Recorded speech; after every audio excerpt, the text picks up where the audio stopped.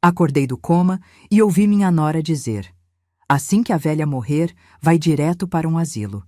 Fingi continuar inconsciente.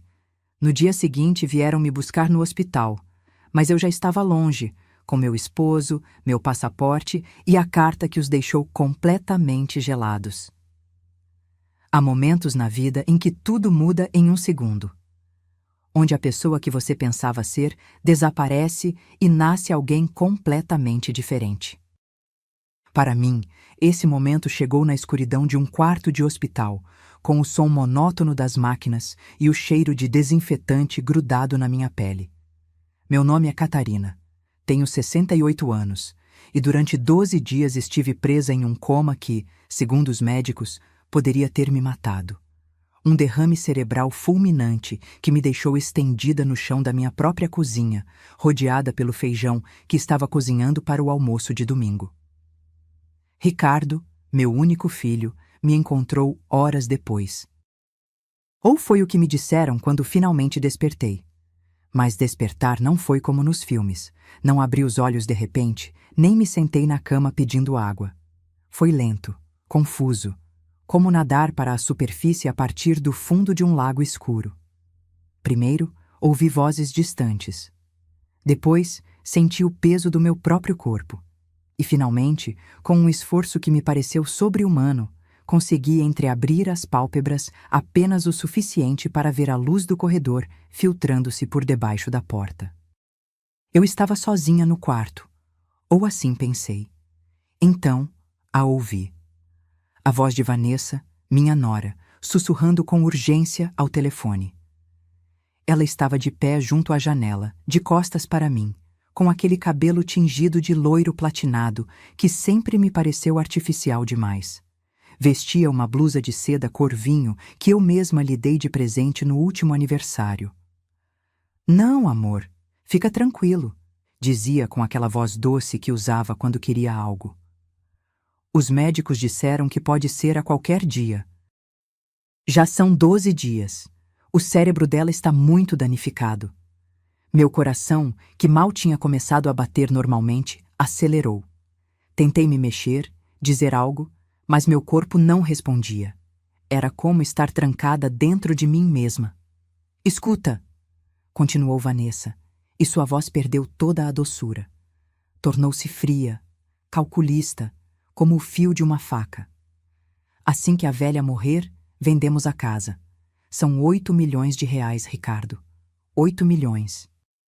Podemos pagar todas as dívidas, comprar o apartamento na Praia do Forte que vimos e ainda sobra para o negócio que você quer montar. Cada palavra era uma punhalada. E se ela não morrer? Perguntou a voz do meu filho do outro lado. Mal a reconheci. Soava, cansada, resignada. E se ela acordar? Vanessa soltou uma risada breve, sem humor. Bom, então aplicamos o plano B, meu amor. Já conversei com aquele advogado que seu primo recomendou.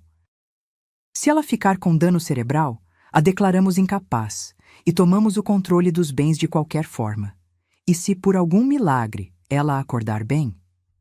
Fez uma pausa que me gelou o sangue. Bom, você sabe. Existem asilos baratos nos arredores de Jundiaí. Com R$ 3.500 por mês, eles a mantêm. E nós ficamos com a casa do mesmo jeito. Afinal, ela já viveu o que tinha para viver. O monitor de sinais vitais começou a apitar mais rápido. Vanessa virou-se sobressaltada, mas eu já havia fechado os olhos completamente. Ouvi seus saltos se aproximarem da cama. Senti seu hálito com cheiro de chiclete de menta perto do meu rosto. Dona Catarina? Sussurrou. A senhora me escuta? Não me mexi. Não respirei mais fundo. Transformei-me em pedra. Depois do que pareceu uma eternidade, ouvi-a afastar-se e sair do quarto. A porta se fechou com um clique suave. E ali, naquela escuridão autoimposta, com as pálpebras apertadas e o coração partindo-se em 1000 pedaços, tomei a decisão mais importante da minha vida. Eu não ia acordar. Não ainda. Primeiro, eu ia escutar. Observar. Entender exatamente que tipo de monstros eu tinha criado. Porque se algo eu tinha aprendido em meus 68 anos, era isto: nunca subestime uma mulher que tem mais a perder do que a própria vida. E eu já tinha perdido tudo naquele momento. A única coisa que me restava era a minha dignidade. E essa, juro, ninguém ia tirar de mim. Se esta história te prendeu desde o primeiro segundo, inscreva-se neste canal para continuar ouvindo confissões reais que vão te arrepiar. Dê like se alguma vez você se sentiu traída pelo seu próprio sangue, porque o que vem depois jamais será esquecido. Enquanto permanecia imóvel naquela cama de hospital, fingindo estar em coma, minha mente começou a percorrer cada momento que me havia trazido até ali. Cada sacrifício, cada noite sem dormir, cada real que gastei pensando que estava construindo um futuro para o meu filho. Ricardo nasceu quando eu tinha apenas 28 anos. O pai dele, Henrique, nos abandonou 6 meses depois. Desapareceu de madrugada, levando os 15. R$ 000 que tínhamos economizado e me deixando um bilhete sobre a mesa da cozinha. Não estou pronto para ser pai. Me perdoa. Simples assim. Cruel assim. Fiquei sozinha em um quartinho de fundos na região do Brás, com um bebê que chorava de fome e um futuro que parecia um beco sem saída. Mas não me rendi. Nunca. Comecei vendendo pães de queijo pela manhã. Levantava às 4 da madrugada, com Ricardo amarrado nas minhas costas em um pano de chita que minha mãe me deu antes de morrer. Preparava 50 pães de queijo, 50 broas de milho, 30 bolos de fubá. Eu os vendia na esquina da Avenida Paulista antes de amanhecer, quando os trabalhadores corriam para o metrô. Ganhava entre R$ 300 e R$ 450 por dia. Não era muito, mas era suficiente. À tarde, eu limpava casas. 3 casas, de segunda a sexta. Joelhos inchados, mãos rachadas pelo cloro, coluna que estalava toda vez que me levantava. Mas cada vez que Ricardo me abraçava e dizia: "Eu te amo, mamãe", cada pontada de dor valia a pena. Eu o matriculei na escola pública do bairro, depois no colégio. Ele sempre foi um bom aluno, aplicado, responsável. Todos os professores me felicitavam. "Dona Catarina, seu filho tem futuro", me diziam. E eu me enchia de orgulho. Quando Ricardo completou 18 anos e foi aprovado em uma universidade pública para estudar administração, eu chorei de felicidade. Éramos pobres, sim, mas meu filho ia ser universitário. Ia ter o que eu nunca tive. Durante aqueles 4 anos, trabalhei como nunca. Já não vendia apenas pães de queijo e limpava casas. Também passava roupa para fora nos fins de semana. Ricardo precisava de livros, transporte, comida. E eu lhe dava tudo. Tudo. Nunca namorei. Nunca comprei roupa nova para mim. Nunca fui ao cinema ou a uma festa. Minha vida inteira girou em torno do meu filho. Ele era o meu projeto, minha razão de existir. Quando ele se formou, consegui juntar R$ 450 mil. Eu tinha 40 anos na época, e esses 450. R$ 000 representavam 8 anos de economias. 8 anos guardando cada moeda, negando-me a cada prazer, comendo arroz e feijão para que meu dinheiro crescesse. Eu lhe dei tudo para o sinal do primeiro apartamento dele, um lugar pequeno, mas decente, na região de Santo Amaro. "Mamãe, eu prometo que vou te devolver cada centavo." Ele jurou com lágrimas nos olhos. "Você vai ver que vou vencer e vou te dar tudo o que você merece." Ele nunca me devolveu um centavo, mas eu não me importei. Vê-lo estabelecido, com um emprego como gerente de vendas em uma empresa de celulares, era suficiente. 3 anos depois, ele conheceu Vanessa em uma festa da empresa. Ela era bonita, não posso negar. Alta, magra, com aquele tipo de beleza que parece ter saído de revista.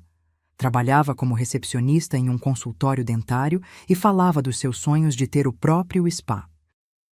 Vinha de uma família da região de Guarulhos que, soube depois, a havia expulsado de casa por problemas que nunca ficaram claros para mim. Desde o primeiro dia em que a conheci, algo no meu estômago se revirou. Não foi a aparência dela, foi o olhar. Frio, calculista, como se estivesse avaliando o valor de cada coisa na minha casa enquanto tomava café na minha sala. Dona Cata, ela me disse com um sorriso que não chegava aos olhos, que casa linda a senhora tem. E esta estante antiga é preciosa. É de jacarandá? Era da minha mãe, respondi com orgulho. Tem mais de 60 anos. Deve valer uma fortuna, ela comentou, passando os dedos pela madeira. Ricardo me pediu para aceitá-la. Mãe, ela é diferente. Ela me faz feliz. Me dá uma chance de ser feliz. E eu, como a tola que fui, disse sim. Eles se casaram 6 meses depois em uma cerimônia pequena que eu paguei. 95 mil reais entre o salão, o buffet, o vestido dela e o terno dele. Vanessa queria um casamento elegante e Ricardo não tinha economias porque, como me confessou envergonhado, teve alguns gastos imprevistos com cartões de crédito. Não se preocupe, filho, eu disse, abraçando-o. É para isso que as mães servem. 1 ano depois do casamento, Ricardo perdeu o emprego. A empresa encerrou as operações no Brasil. Ele caiu em uma depressão terrível. Vanessa começou a pressioná-lo, a reclamar, a ameaçar deixá-lo se não conseguisse trabalho logo. Mamãe, ele me ligou uma noite chorando. Podemos ficar com a senhora por um tempo? Só até eu conseguir algo novo. Juro que será temporário.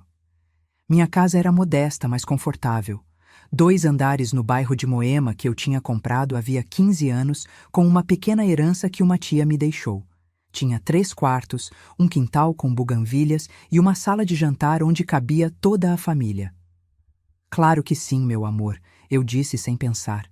Esta é a sua casa. Esse tempo se transformou em 3 anos. 3 anos em que Vanessa se apossou do meu lar. Trocou as cortinas sem me perguntar. Mudou meus móveis. Colocou as coisas dela no meu armário porque precisava de mais espaço. Convidava as amigas e deixava tudo bagunçado.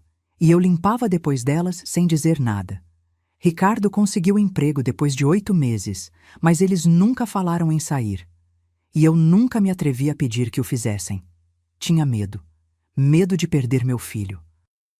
Medo de ficar sozinha naquela casa grande. Então, há 2 anos, algo maravilhoso aconteceu. Conheci Ernesto. Mas essa é uma história que ainda me dói recordar. Porque quando finalmente encontrei a felicidade, minha própria família me obrigou a destruí-la. Durante mais 5 dias, permaneci naquela cama, fingindo estar inconsciente. 5 dias que me pareceram eternos, onde cada segundo era uma batalha contra o meu próprio corpo que queria gritar, chorar, levantar-se e confrontar aquelas 2 víboras que eu chamava de família. Mas me mantive quieta, imóvel, aprendendo. No 2º dia, Vanessa chegou cedo, por volta das 9 da manhã, quando o hospital mal começava a rotina diária. Ouvi seus saltos retinindo no corredor antes que ela entrasse. Desta vez, ela não vinha sozinha. Olha, Daniela, estou falando sério, dizia para alguém. Vem, entra, ela não vai saber de nada. Outra mulher entrou com ela. Pelo som da voz, jovem. Talvez da idade de Vanessa, 30 e poucos. Tem certeza? Me sinto mal fazendo isso, disse essa Daniela. Ah, por favor. A velha nem percebe. Olha para ela. Está praticamente morta. Essas palavras. Praticamente morta. Pronunciadas com tanta frieza, como quem fala do tempo. Senti a cama se mover. Vanessa estava fuçando no criado mudo ao lado da minha cabeça. Ouvi o som de gavetas se abrindo. Viu? Ela estava com a carteira dela aqui quando a trouxeram. Que bom que Ricardo teve a inteligência de trazê-la para casa. O som de uma bolsa sendo aberta. Olha, aqui estão as chaves de casa. E isto é ouro. Minha corrente. A corrente com a medalha de Nossa Senhora Aparecida que minha mãe me deu quando completei 15 anos. A única joia de valor real que eu tinha. Vanessa, você não pode pegar isso, protestou Daniela fracamente. Por que não? Quando ela morrer, será meu de qualquer forma. Estou apenas me adiantando. Além disso, preciso penhorá-la. Temos que pagar o cartão de crédito ou vamos ser processados. Já devemos R$ 127 mil. R$ 127 mil em cartões de crédito. Senti a raiva me queimar por dentro, mas mantive meu rosto impassível. Não movi sequer uma pálpebra. E olha, continuou Vanessa, agora com entusiasmo. Vou te mostrar a casa por videochamada. Já tirei fotos de tudo para quando colocarmos à venda. Ouvi o som de um telefone sendo manipulado, uma videochamada conectando. Já chegou aí? Perfeito. Olha, este é o hospital. Aqui está a velha, toda dura. Ricardo diz que, se ela sobreviver, vai ficar como vegetal de qualquer forma, então tanto faz. Meu próprio filho. Ricardo, o menino que carreguei nas costas enquanto vendia pães de queijo. O jovem que abracei chorando quando se formou. Esse mesmo filho estava esperando que eu morresse ou ficasse inválida para me roubar tudo. Bom, chega disso, disse Vanessa. Agora sim, vem, vamos para casa. Afinal, aqui não tem nada para fazer. As enfermeiras já sabem que não venho à tarde porque tenho que trabalhar. Mentira. Vanessa havia parado de trabalhar há 1 ano e meio. Disse que estava muito estressada e que precisava de tempo para se encontrar.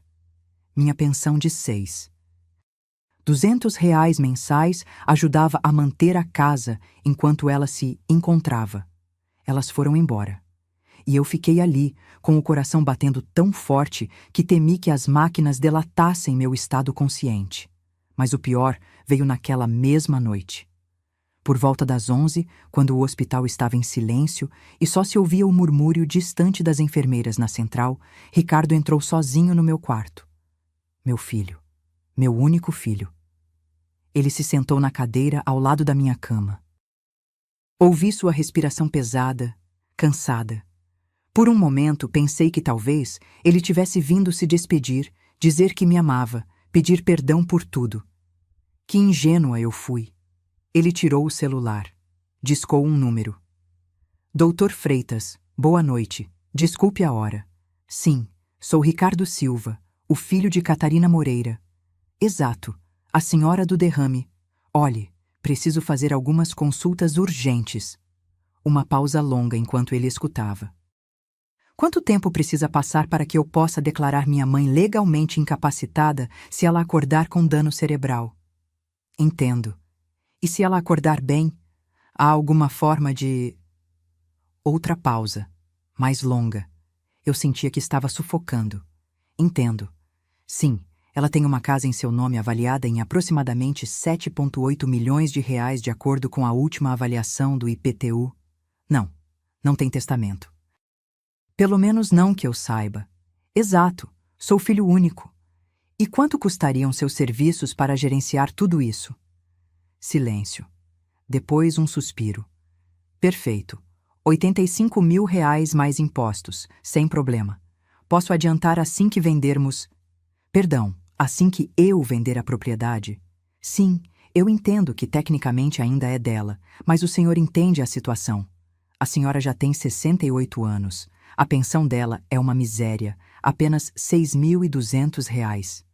Não faz sentido mantê-la se ela ficar com dano cerebral. Seria mais um estorvo do que outra coisa. Um estorvo. Essa palavra ecoou na minha cabeça como um tiro. Para o meu filho, eu era um estorvo, um fardo, um obstáculo entre ele e a herança. Olhe, doutor, continuou Ricardo, e sua voz se tornou mais dura, mais fria. Serei honesto com o senhor. Minha esposa e eu temos dívidas sérias. Devemos R$ 127 mil em cartões, mais 43 mil de um empréstimo pessoal. Se minha mãe acordar e recuperar o controle das coisas dela, nunca vamos sair deste buraco. Ela era muito controladora com o dinheiro dela. Nunca quis nos ajudar de verdade. Mentira após mentira após mentira. Então fica combinado assim.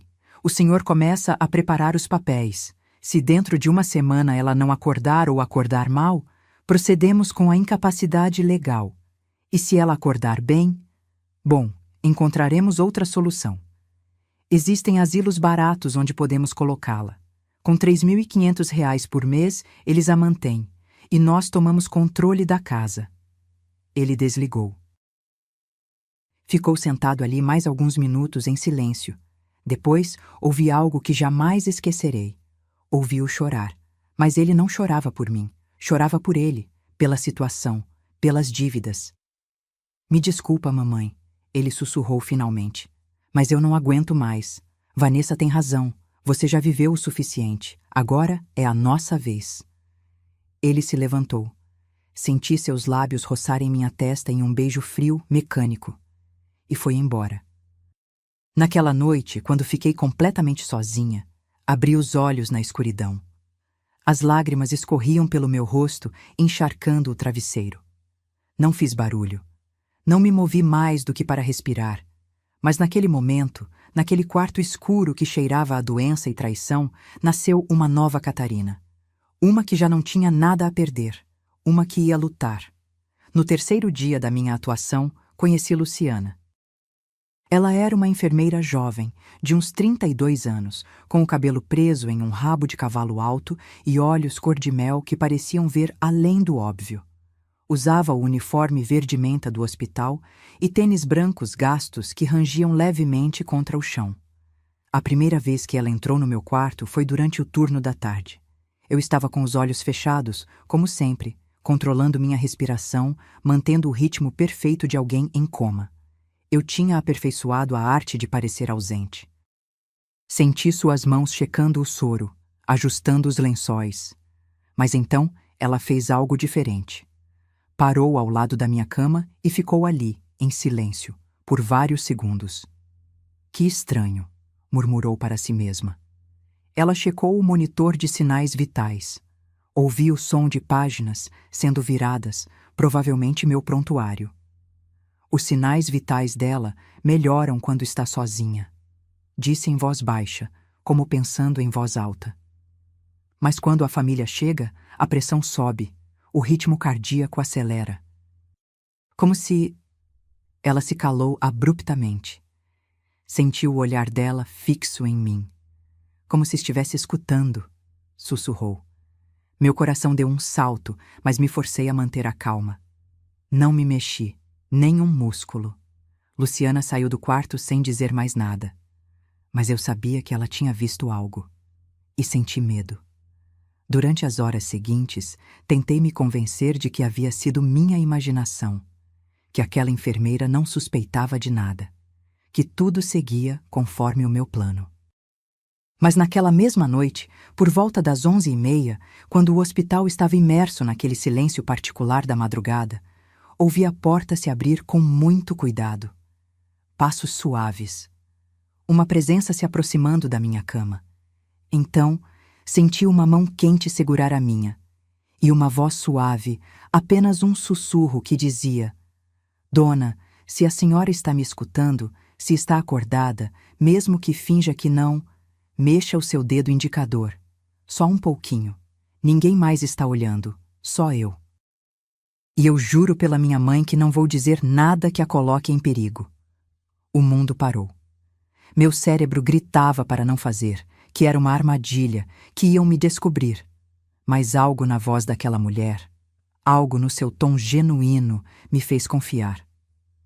Movi meu dedo indicador. Apenas 1 milímetro. Senti Luciana prender a respiração. Meu Deus, sussurrou. Eu sabia, eu sabia. Ela apertou minha mão suavemente. Dona, eu não sei o que está acontecendo, mas trabalho aqui há 10 anos e já vi muitas coisas. Os seus sinais vitais não mentem. A senhora está consciente. E algo me diz que tem os seus motivos para fingir. Abri os olhos lentamente. Foi a primeira vez em 3 dias que olhei diretamente para alguém. Luciana estava inclinada sobre mim, com os olhos brilhantes de emoção e algo mais. Compaixão. Ajuda, sussurrei com a voz rouca. Por favor. Luciana olhou para a porta, verificando que ninguém vinha, e depois voltou a me olhar. O que a senhora precisa? Está em perigo? As lágrimas começaram a escorrer pelo meu rosto. Não pude contê-las mais.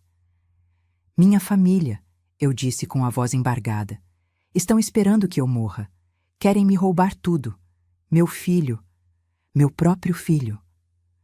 Não consegui continuar. Os soluços me afogavam. Luciana me abraçou. Assim, sem mais. Uma estranha que se tornou minha salvação naquele momento. Ela me deixou chorar sobre o ombro dela enquanto acariciava meu cabelo como uma filha faria.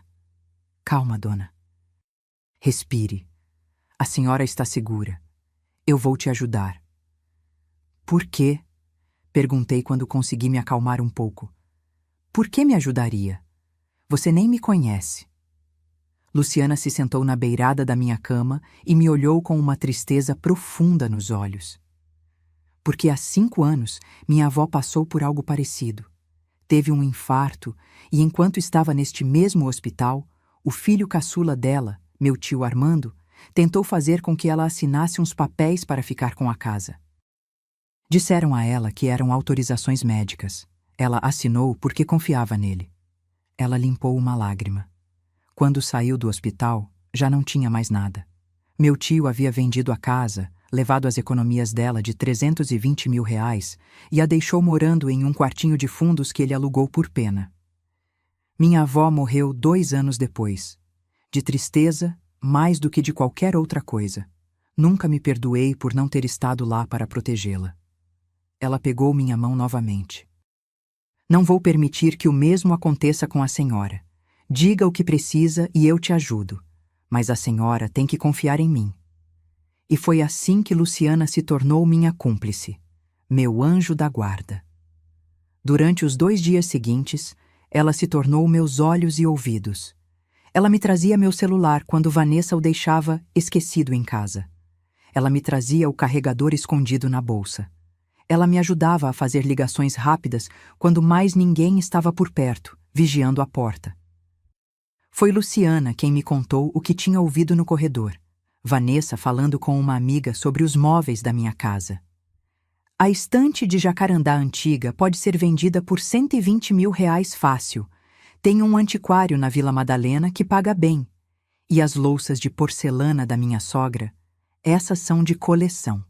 Cada peça vale uns R$3.500 e tem pelo menos 30 peças. Foi Luciana quem interceptou uma conversa telefônica de Ricardo. Sim, doutor. Já falei com o avaliador. A casa pode ser vendida por 7,8 milhões se vendermos rápido. É uma pechincha porque está bem localizada em Moema.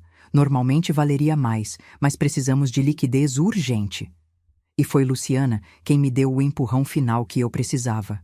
Dona Catarina, ela me disse uma noite, quando estava me ajudando a exercitar as pernas para que eu recuperasse a força, a senhora não deve nada a eles. Absolutamente nada. Eu sei que é seu filho e que dói, mas um filho que planeja isso não é um filho. É um estranho com o seu sangue. Mas é a única coisa que eu tenho, sussurrei com a voz embargada. Não, ela respondeu com firmeza. A senhora tem a si mesma, sua dignidade, sua vida, e esses 68 anos que a senhora viveu com esforço e sacrifício. Isso é seu, e ninguém pode tirar, nem mesmo ele. Naquela noite, tomei a decisão mais difícil da minha vida. Luciana, eu disse, preciso que me ajude com algo mais, algo grande. Ela me olhou com determinação. Diga o que precisa. Preciso sair daqui sem que ninguém saiba. E preciso fazer isso logo, antes que seja tarde demais. Luciana assentiu lentamente. A senhora tem para onde ir? Tem alguém que possa te ajudar? Fechei os olhos. Uma imagem veio à minha mente. Um rosto que eu tinha tentado esquecer nos últimos 2 anos. Um homem de olhos castanhos claros e sorriso sincero que me havia feito sentir viva novamente. Sim, sussurrei. Acho que sim. Então me diga o nome dele, disse Luciana, pegando o celular. E eu ligo, respirei fundo. Era agora ou nunca.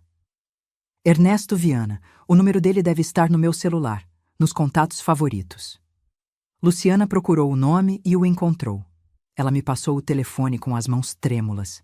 Disquei. 3 toques. 4. Pensei que ele não ia atender. Então ouvi a voz dele. Alô? E depois de 2 anos de silêncio forçado, 2 anos sentindo falta dele todas as noites, 2 anos me arrependendo de ter escolhido a aprovação do meu filho em vez da minha própria felicidade, eu disse: Ernesto, sou Cata, e eu preciso de você. Ernesto Viana entrou na minha vida há exatamente 2 anos e 4 meses, em um lugar tão comum que parecia impossível que algo extraordinário começasse ali. A Feira da Liberdade, em São Paulo, em um sábado de manhã. Eu estava comprando pimentões quando trombamos, literalmente. Ele vinha distraído olhando a lista de compras e eu estava apressada tentando pegar os avocados mais frescos. Minha bolsa caiu, os pimentões rolaram pelo chão e nós dois nos abaixamos ao mesmo tempo para pegá-los. Nossas mãos se tocaram sobre o mesmo pimentão. Perdão, dona, ele disse com um sorriso que iluminou todo o rosto. Estou andando distraído, olhando para todos os lados, menos para onde piso. Eu ri. Fazia tanto tempo que eu não ria assim, com vontade. Não se preocupe, eu também estou distraída. Ando como o cão chupando manga. Nós nos levantamos ao mesmo tempo. Ele tinha 71 anos na época, mas parecia forte, vital. Cabelo branco perfeitamente penteado para trás, olhos castanhos claros que brilhavam com inteligência e mãos grandes de trabalhador. Vestia um suéter de lã cinza e calças jeans limpas. Parecia bem cuidado. A senhora me permite convidá-la para um café? Perguntou de repente. Como desculpa por quase derrubá-la. Eu deveria ter dito não. Deveria ter inventado uma desculpa e seguido meu caminho. Mas algo nos olhos dele, algo no sorriso sincero, me fez aceitar. Acabamos na padaria da esquina com 2 xícaras de café com leite e um prato de pães na chapa que ele insistiu em pagar. E conversamos. Deus, como conversamos! Ele me contou que era viúvo fazia 3 anos, que a esposa dele, Beatriz, havia morrido de câncer após 45 anos de casamento. Que tinha 2 filhas que moravam em Curitiba com as próprias famílias e que o visitavam a cada 2 ou 3 meses. Que havia sido professor de ensino médio a vida toda, ensinando história e matemática. Que agora vivia da pensão de R$ 12.400 mensais e de umas economias que havia guardado com cuidado. Tenho uma casinha no litoral de Santa Catarina, ele me disse com os olhos brilhando de emoção. Eu a comprei há 15 anos, quando ainda trabalhava. É pequena, mas tem um jardim lindo onde Beatriz plantou manacás da Serra Roxos. Não vou lá desde que ela morreu. Tenho medo de ir sozinho e sentir a ausência dela em cada canto. Eu lhe contei minha história. Não toda, não naquela primeira vez. Mas falei sobre Ricardo, sobre como o criei sozinha, sobre meu trabalho vendendo pães de queijo, sobre a casa que havia comprado com tanto esforço. A senhora é uma mulher muito forte, ele disse, pegando minha mão sobre a mesa. Nota-se nos seus olhos. Na forma como fala da sua vida. Não muitas pessoas podem dizer que construíram algo do zero. Aquele café se transformou em 2, depois em uma caminhada pela feira, depois em uma despedida com a promessa de nos vermos na semana seguinte. E foi assim que tudo começou. Durante 6 meses, Ernesto e eu nos vimos todos os sábados. Íamos à feira, caminhávamos pelo Parque do Ibirapuera, visitávamos pequenos museus, comíamos pastéis de feira em barraquinhas de rua. Ele me dava flores que comprava no metrô, sempre girassóis, porque uma vez eu lhe disse que gostava. Eu lhe preparava pães de queijo e os levava em um pote porque ele me confessou que sentia falta de comida caseira. Não havia nada urgente no nosso relacionamento. Não havia pressa. Era uma amizade que foi se transformando em algo mais profundo sem que percebêssemos. Um dia, depois de 8 meses de encontros, ele me beijou. Foi debaixo de uma árvore de ipê roxo na Praça da República, com as flores roxas caindo sobre nós como confete. E naquele beijo, senti algo que pensei ter perdido para sempre. Esperança. Catarina, ele me disse naquela tarde com a voz trêmula de emoção. Eu sei que ambos somos mais velhos. Sei que a vida já nos deu seus golpes, mas eu quero estar com você. Não como amigos. Quero acordar todas as manhãs sabendo que posso te ligar, te ver, te abraçar. Quero que você seja minha companheira. Eu chorei de felicidade. Aos meus 66 anos, pensei que o amor romântico era algo que não me cabia mais. E ali estava aquele homem maravilhoso, me pedindo para construirmos algo juntos. Sim, eu respondi. Sim, eu quero estar com você. Naquela noite, eu contei para Ricardo. Pensei que ele ficaria feliz por mim. Pensei que ele entenderia que a mãe dele também tinha o direito de ser feliz. Eu estava completamente errada. Um namorado? Disse Ricardo com um tom que eu nunca tinha ouvido. Deboche misturado com desprezo. Mamãe, por favor, a senhora já tem 66 anos. Não acha que está um pouco velha para essas bobagens? Não são bobagens, filho. Ernesto é um bom homem. É educado, trabalhador, tem a casa dele, a renda dele. Ah, claro! Interrompeu Vanessa do sofá, sem sequer levantar os olhos do celular. Com certeza ele quer a sua casa, Cata. É assim que são todos os velhos sozinhos.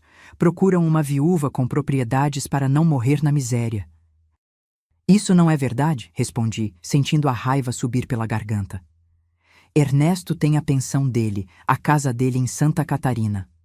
Uma casa no litoral de Santa Catarina, Ricardo zombou. Que impressionante. Deve ser um quartinho de madeira. Mamãe, use a cabeça. Esse homem está te fazendo de boba. Vocês não o conhecem. E não queremos conhecer, cortou Vanessa. Olha, Cata, seja realista. O que as pessoas vão pensar? A dona Catarina de 66 anos passeando com um velho por todo o bairro? É ridículo. É vergonhoso. Eu não me importo com o que as pessoas pensam. Pois deveria se importar, disse Ricardo, levantando-se do sofá. A voz dele tinha se tornado fria, ameaçadora. Porque essas pessoas nos conhecem também. E eu não vou permitir que a senhora fique fazendo papel de ridícula com qualquer velho aproveitador enquanto mora debaixo deste teto. É o meu teto, respondi com a voz trêmula. Esta é a minha casa. O silêncio que se seguiu foi aterrorizante. Sabe de uma coisa, mamãe? Disse Ricardo depois de um momento que pareceu eterno. A senhora tem razão. É a sua casa, e se quiser enchê-la de velhos libidinosos, vá em frente. Mas então nós vamos embora. E não me ligue pedindo ajuda quando esse velho te deixar sem nada, porque eu te avisei. Eles foram para o quarto deles, batendo a porta. Vanessa me lançou um olhar de satisfação antes de segui-lo. Naquela noite, eu chorei até cair no sono. E no dia seguinte, quando Ernesto me ligou para me convidar para tomar café da manhã, eu disse que não podia mais vê-lo. Por que, Cata? Eu fiz algo errado? Não, Ernesto. Você não fez nada de errado. Mas minha família... Meu filho não aceita o nosso relacionamento. E eu não posso perdê-lo.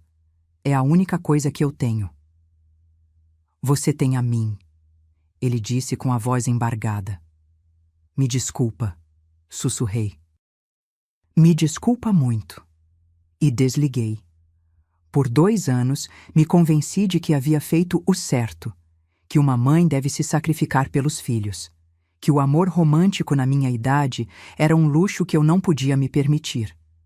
Mas agora, deitada naquela cama de hospital, com o telefone na minha orelha trêmula e a voz de Ernesto do outro lado, eu entendi a magnitude do meu erro.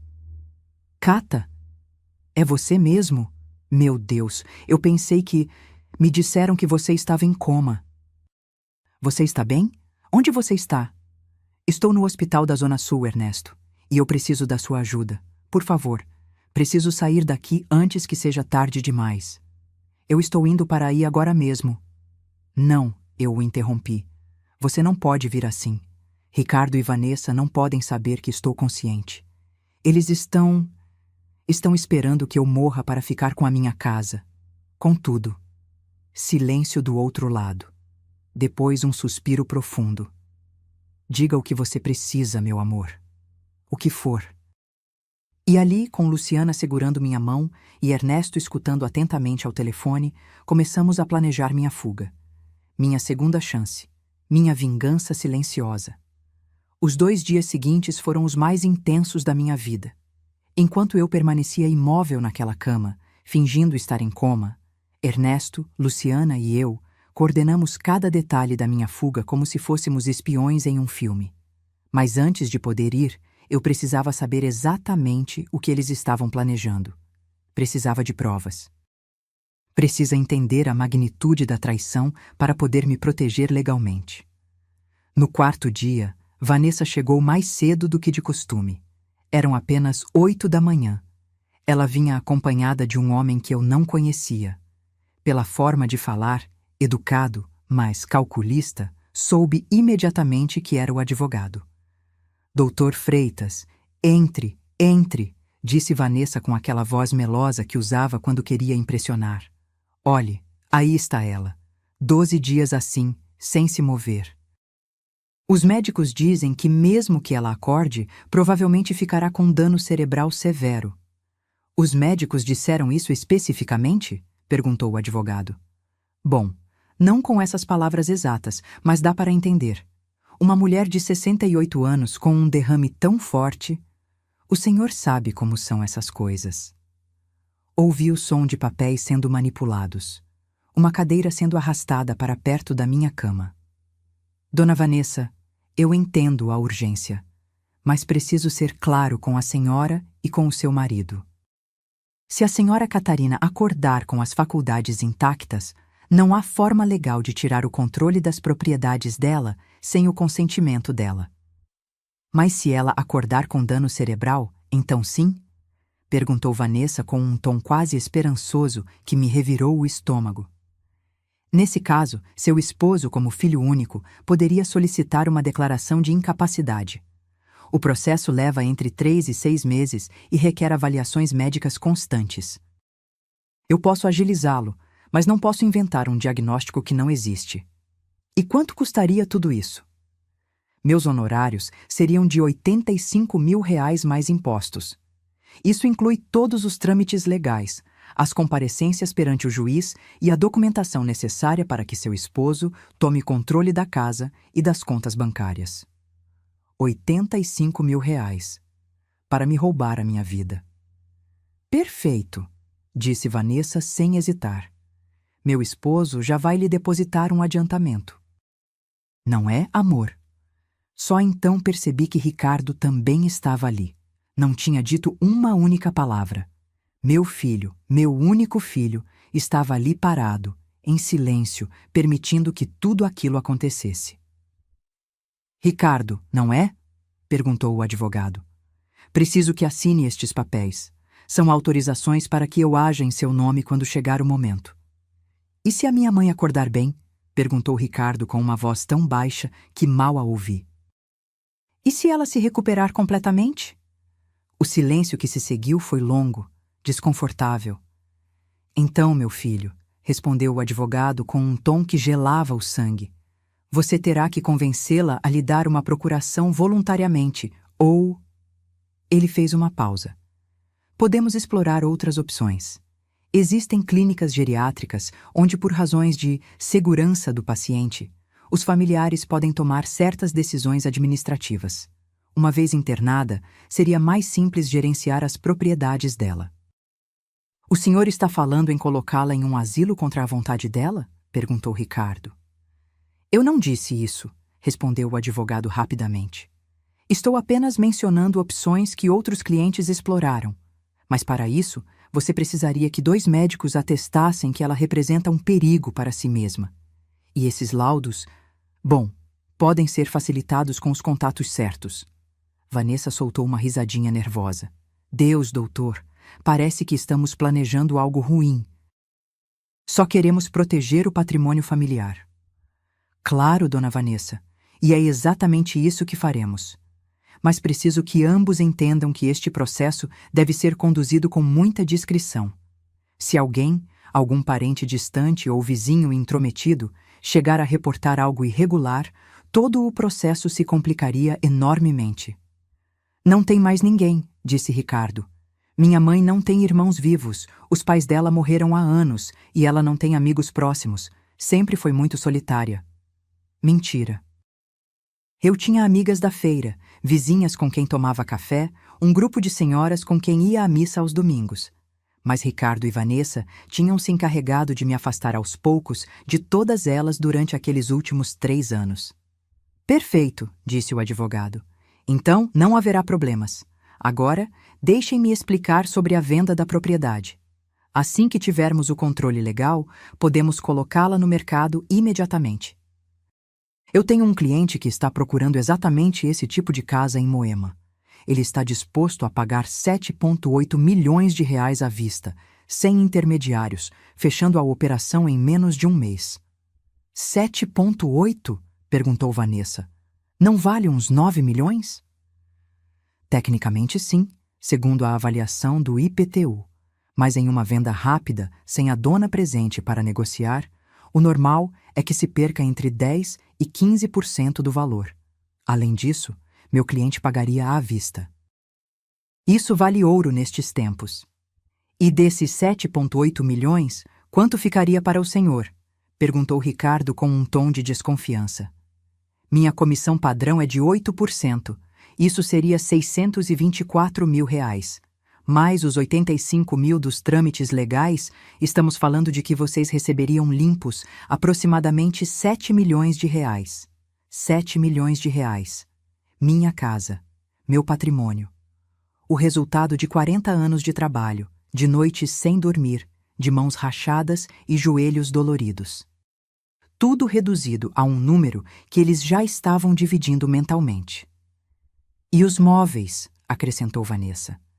A casa tem móveis antigos de muito valor, uma estante de jacarandá que vale uns 120 mil reais, louças de porcelana de coleção. Isso podem vender por conta própria, interrompeu o advogado. Eu cuido apenas da propriedade, mas recomendo que o façam rápido, antes que os vizinhos comecem a fazer perguntas sobre onde está a dona Catarina. Foi nesse momento que Luciana entrou no quarto. A entrada dela foi perfeitamente sincronizada, como havíamos planejado. Ela trazia uma bandeja com medicamentos. Com licença, disse com voz profissional. Preciso examinar a paciente e trocar o soro. Poderiam esperar lá fora por alguns minutos? Claro, claro, disse Vanessa levantando-se. Afinal, já terminamos aqui. Doutor, nós o esperamos na lanchonete de baixo para assinar os papéis. Os 3 saíram. Assim que a porta se fechou, abri os olhos. Luciana correu até mim. Você gravou tudo? Sussurrei. Ela tirou o celular do bolso do uniforme. Na tela, o contador de gravação continuava correndo. Quase 20 minutos de áudio. Tudo, respondeu com um sorriso triunfante. Cada palavra. Deus te abençoe, Luciana, eu disse com lágrimas nos olhos. Ela guardou o celular e começou a me examinar de verdade, caso alguém decidisse voltar. Dona Cata, Ernesto me ligou há 1 hora. Ele já tem tudo pronto. A ambulância particular, os papéis médicos assinados por 2 médicos atestando que a senhora está em plenas faculdades mentais e as passagens, tudo. As passagens? Para o litoral de Santa Catarina, de ônibus. Saem amanhã às 10 da manhã da rodoviária do Tietê. Ele disse que já tem a casa pronta para recebê-la. Meu coração bateu mais forte. Amanhã. Tudo seria amanhã. E a carta? Perguntei. Está aqui, respondeu Luciana, tirando um envelope pardo do bolso do jaleco. Eu escrevi exatamente como a senhora ditou, 3 páginas, com tudo.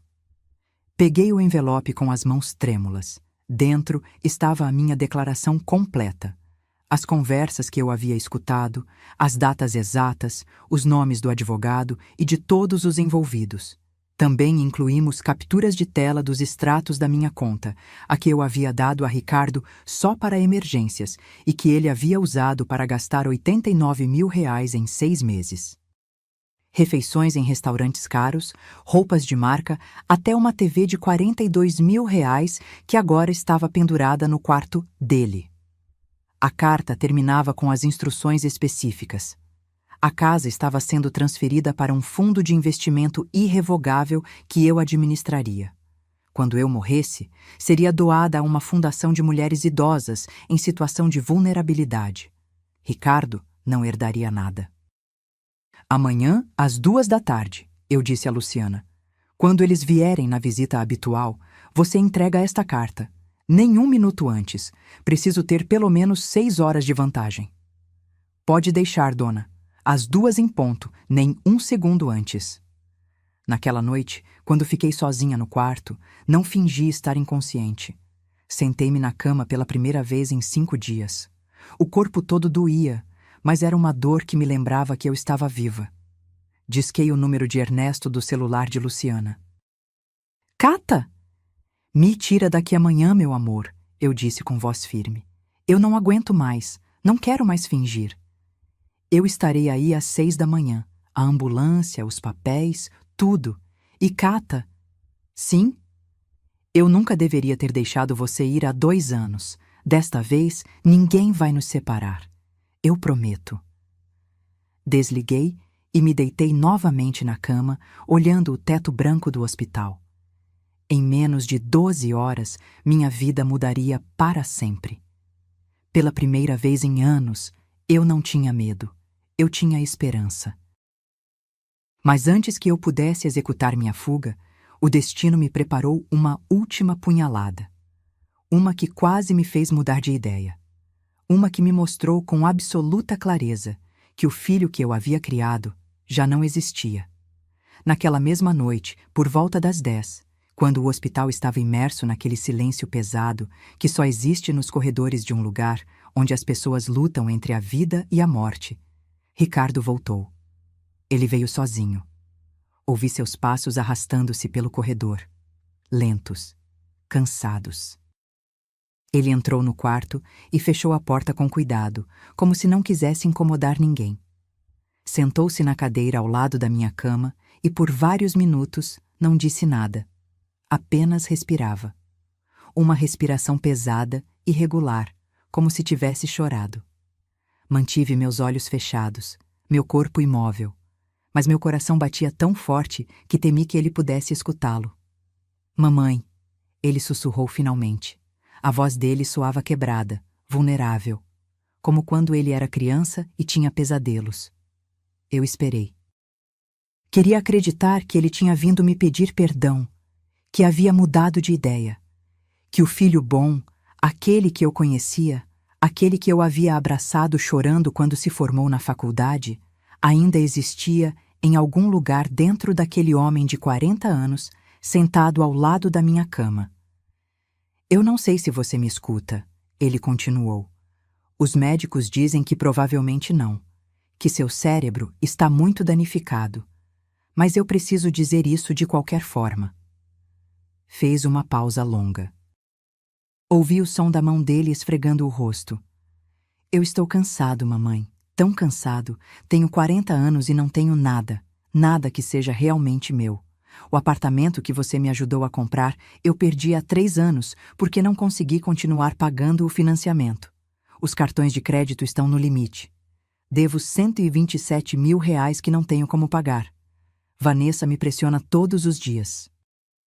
Ela me diz que eu sou um fracasso, que a amiga dela se casou com um empresário de sucesso enquanto ela ficou com um inútil que nem consegue sustentá-la. A voz dele falhou. E ela tem razão, mamãe. Eu sou um fracasso. Eu perdi meu emprego há 1 ano e meio. Não o de 3 anos atrás. Aquele eu recuperei. Mas eu perdi de novo. E desta vez, eu não pedi demissão, nem fui demitido com acerto. Fui demitido por justa causa. Por faltas injustificadas, por chegar atrasado, por baixo desempenho. Fui demitido como se demite lixo. Meu coração se apertou. Eu não sabia nada disso. Nada. Eu não te contei porque tinha vergonha. Eu dizia que ia trabalhar todos os dias, mas na verdade eu passava o tempo em parques, em lanchonetes baratas, vendo as horas passarem até a hora de voltar para casa e fingir que tinha tido um dia normal. Vanessa percebeu há 6 meses, e em vez de me apoiar, ela me ameaçou me deixar se eu não conseguisse dinheiro. Dinheiro de onde fosse. Meu filho. Meu pequeno. Sofrendo em silêncio enquanto eu cozinhava na minha cozinha sem saber de nada. Então, tivemos a ideia, ele continuou, e a voz dele mudou. Ficou mais dura. Sua casa, mamãe, vale milhões. Milhões que você não precisa. Você mora sozinha naquela casa enorme, tem uma pensão que mal usa, não viaja, não se permite prazeres, não tem vida social. Você só existe e nós estamos afundando. Senti algo dentro de mim se quebrar. E então você teve o derrame. E a primeira coisa que eu pensei, Deus me perdoe, a primeira coisa que eu pensei foi, é um sinal. Como se o universo estivesse nos dizendo que era o momento, que a sua hora tinha chegado e a nossa oportunidade. As lágrimas começaram a rolar pelas minhas bochechas fechadas. Eu não pude contê-las. Mas agora você está aqui, nesta cama, e eu não sei o que pensar, porque uma parte de mim, a parte que ainda é seu filho, quer que você acorde. Quer te abraçar e pedir perdão e dizer que vamos encontrar outra solução. Mas a outra parte, a parte que está desesperada e assustada e irritada com a vida, ele se calou. Um silêncio longo, horrível. Essa parte quer que a natureza siga o seu curso. Meu coração parou. Os médicos disseram que há 60% de probabilidade de que, se você acordar, fique com dano cerebral permanente, que precise de cuidados constantes. Vanessa diz que seria melhor para todos, inclusive para você, que você não sofresse assim, que se você não acordar nos próximos dias, nós disséssemos aos médicos para não te reanimarem se o seu coração parasse. Ele assinou minha sentença de morte. Meu próprio filho acabara de assinar minha sentença de morte. Eu já assinei os papéis, mamãe. Ele sussurrou. Ontem. Ordem de não reanimar. O médico me perguntou 3 vezes se eu tinha certeza e eu disse que sim. Que você não gostaria de viver assim. Que você era uma mulher digna que preferiria morrer a ser um fardo. Eu não conseguia respirar. Sentia que estava sufocando. Perdoa-me, ele disse finalmente. Perdoa-me por ser tão fraco. Perdoa-me por não ser o filho que você merecia. Perdoa-me por isso. Senti os lábios dele tocarem minha testa. Um beijo frio, mecânico, vazio. Eu te amei, mamãe. Em algum momento, eu te amei muito. E ele foi embora. Fiquei ali, na escuridão, com as lágrimas encharcando o travesseiro e o coração se partindo em 1000 pedaços.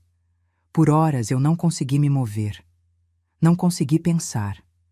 Apenas sentir aquela dor profunda, aquele vazio imenso de entender que o menino que eu havia carregado nas costas, que eu havia alimentado com meu próprio sacrifício, que eu havia protegido de todo o mal, esse menino já não existia. Em seu lugar havia um estranho. Um homem desesperado, sim. Um homem fraco também. Mas, acima de tudo, um homem capaz de me ver morrer para salvar a si mesmo. Por volta das 3 da madrugada, quando a dor se tornou insuportável, disquei o número de Ernesto com as mãos trêmulas. Cata, o que aconteceu? Você está bem? Não, sussurrei com a voz embargada. Não estou bem, mas eu preciso sair daqui amanhã, Ernesto. Preciso sair antes que seja tarde demais.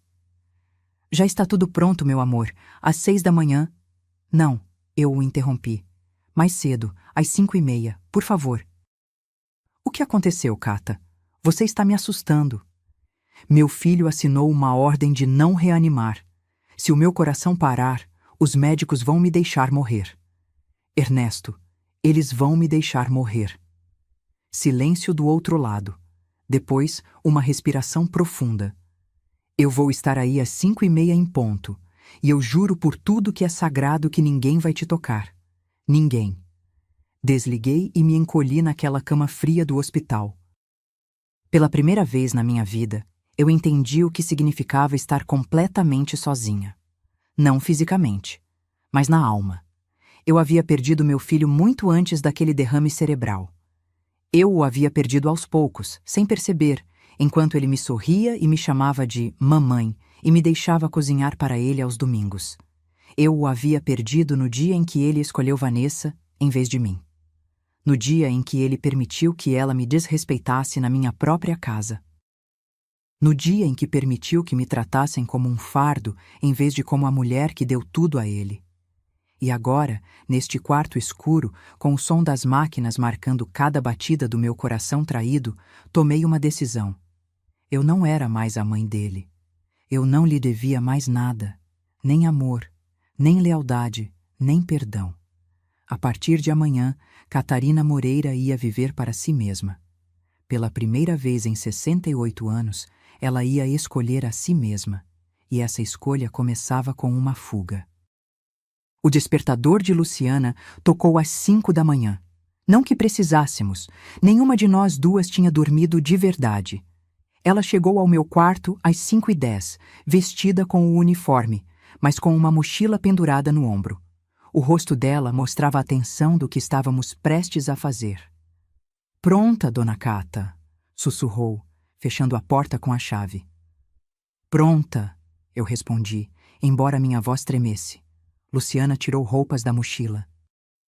Uma calça de moletom cinza, um moletom com capuz, tênis esportivos, nada chamativo, nada que chamasse a atenção. "Preciso que a senhora se vista rápido. Ernesto vai chegar em 15 minutos. Eu me levantei da cama. As pernas tremeram no início, depois de tantos dias sem usá-las de verdade. Luciana me segurou pelo braço. "Calma. Devagar." Eu me vesti com mãos desajeitadas. Cada movimento era um esforço, mas a adrenalina me mantinha focada. Luciana me ajudou a calçar os tênis, prendeu meu cabelo em um rabo de cavalo e colocou o capuz. "Pronto. Agora parece que a senhora está voltando para casa depois de visitar um parente." Às 5:25, o celular de Luciana vibrou. Uma mensagem de Ernesto. "Estou no estacionamento. Ambulância branca. Placas NVX 47882. Esperando."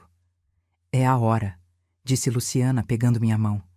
"A senhora se lembra do plano?" "Lembro." Saímos do quarto. O corredor estava quase vazio. Apenas uma enfermeira na central de controle, concentrada na papelada dela. Luciana a cumprimentou com naturalidade. "Vou acompanhar a dona Conceição ao banheiro. Volto em 5 minutos." A enfermeira levantou a mão sem sequer nos olhar. Ela estava acostumada a ver Luciana ajudar pacientes. Caminhamos em direção ao elevador. Cada passo parecia eterno. Eu esperava que a qualquer momento alguém nos parasse, que soasse um alarme, que Ricardo ou Vanessa aparecessem. O elevador chegou. Vazio. Entramos. Luciana pressionou o botão do subsolo. "O estacionamento de ambulâncias fica no subsolo 2, ela explicou. "Há menos vigilância lá a essa hora." As portas se fecharam. O elevador desceu. Meu coração batia tão forte que eu podia ouvi-lo nos meus ouvidos. Quando as portas se abriram, o ar frio do estacionamento atingiu meu rosto. Cheirava a gasolina e desinfetante. Havia 3 ambulâncias estacionadas. Uma delas estava com as luzes acesas. "É aquela", disse Luciana, apontando. A porta traseira da ambulância se abriu. Ernesto pulou para fora, e vê-lo depois de 2 anos quase me fez chorar. Ele usava uma jaqueta jeans e o cabelo branco perfeitamente penteado. Os olhos dele se encheram de lágrimas quando me viu. "Cata", ele sussurrou, correndo até mim. Ele me abraçou, e naquele abraço, toda a dor, todo o medo, toda a traição dos últimos dias explodiu. Eu chorei sobre o ombro dele enquanto ele me segurava como se eu fosse de cristal. "Já, meu amor, você já está segura. Você já está comigo." "Desculpem interromper", disse Luciana com urgência, "mas precisamos nos mover. O turno muda em 20 minutos e haverá mais pessoal." Ernesto me ajudou a subir na ambulância. Dentro, havia uma maca preparada com lençóis limpos. O motorista, um homem de uns 50 anos com bigode, nos cumprimentou com um aceno. "Dona, bem-vinda. Eu sou Marcos, socorrista certificado. Seu Ernesto me pagou R$ 22.000 por este transporte privado. Vamos direto para uma clínica particular em Moema, onde 2 médicos vão atestar o seu estado de saúde e sua capacidade mental. Tudo legal, tudo documentado." Eu subi na maca. Não porque precisasse, mas porque fazia parte do plano. Se alguém visse a ambulância sair, tinha que parecer um transporte normal. Luciana subiu comigo. Ela tirou uma pasta da mochila. Aqui estão todos os seus documentos médicos do hospital, cópias autenticadas, seu histórico, os exames do derrame, tudo. Também está a cópia da gravação de áudio de ontem, quando sua nora e o advogado conversaram no seu quarto. Eu guardei neste pendrive. Ela me entregou tudo. Depois, tirou outro envelope. E esta é a carta que eles vão receber às 2 da tarde. Eu a peguei com as mãos trêmulas. 3 páginas que continham a minha verdade. Minha declaração. Minha libertação. Luciana, eu disse com a voz embargada, como vou te pagar por tudo o que você fez por mim? Ela sorriu e apertou minha mão. Dona Cata, minha avó cuidou de mim a infância inteira, enquanto minha mãe trabalhava. Ela me ensinou a ler, a cozinhar, me levava para a escola. Quando a perdi por causa de um filho abusivo, jurei que se um dia estivesse ao meu alcance ajudar alguém na situação dela, eu o faria. A senhora está me dando a oportunidade de cumprir essa promessa. Ela se inclinou e beijou minha testa. Agora vá, seja feliz, e não volte a se sacrificar por pessoas que não a merecem.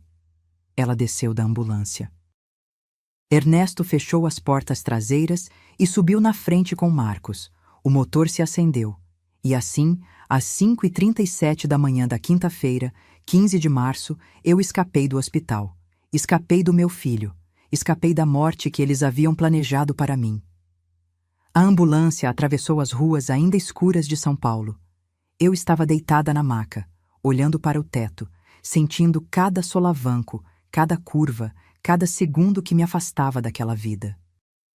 40 minutos depois, chegamos a uma clínica particular em Moema. Pequena, discreta, mas limpa e profissional.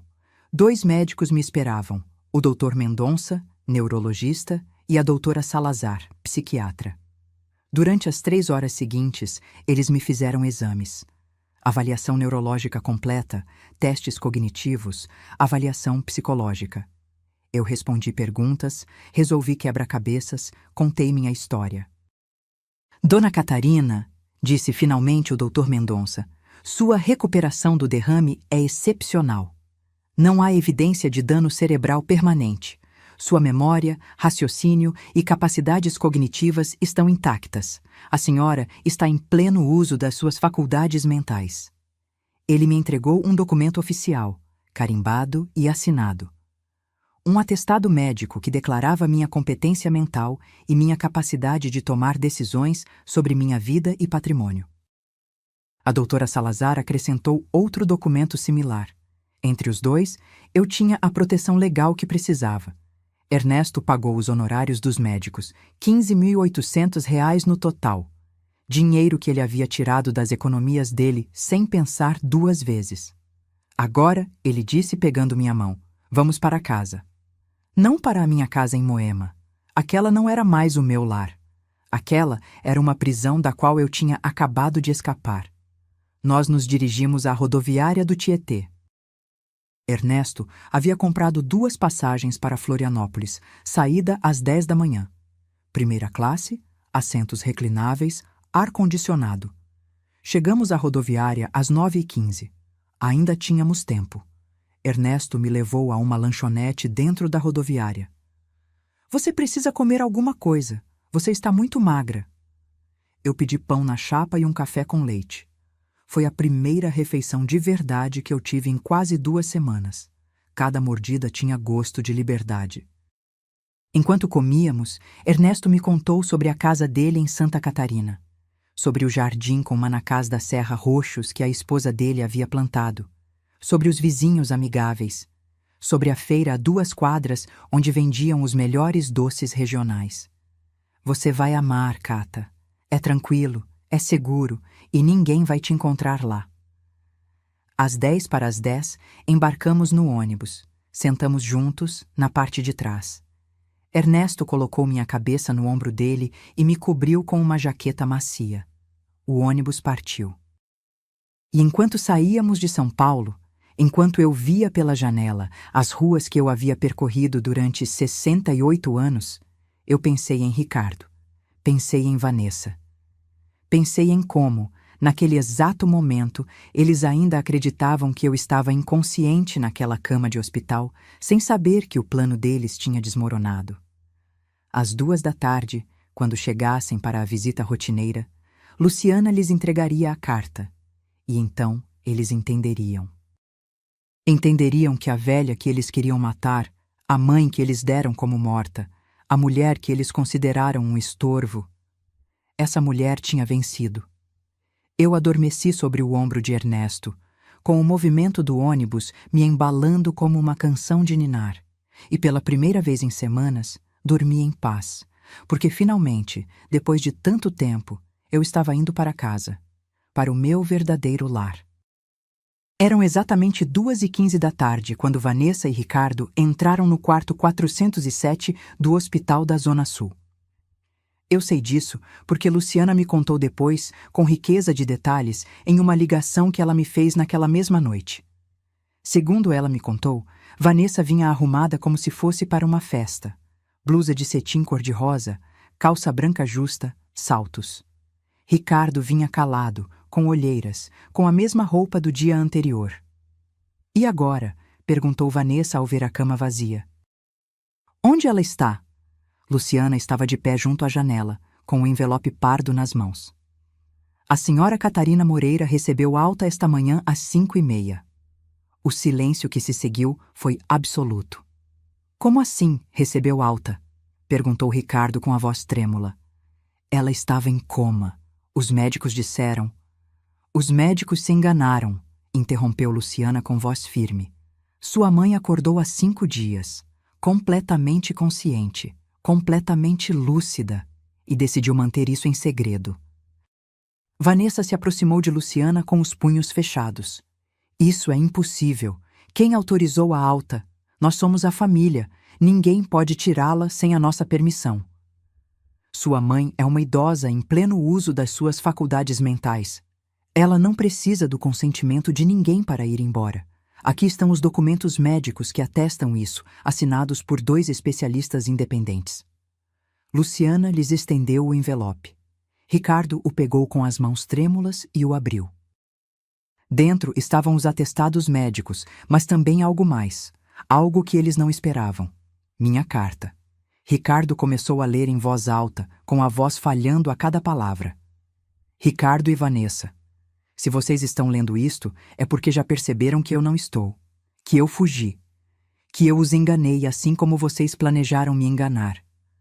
Durante 5 dias, permaneci naquela cama fingindo estar inconsciente enquanto os ouvia planejar a minha morte.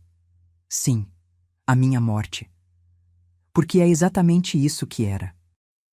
Uma ordem de não reanimar é uma sentença de morte disfarçada de compaixão.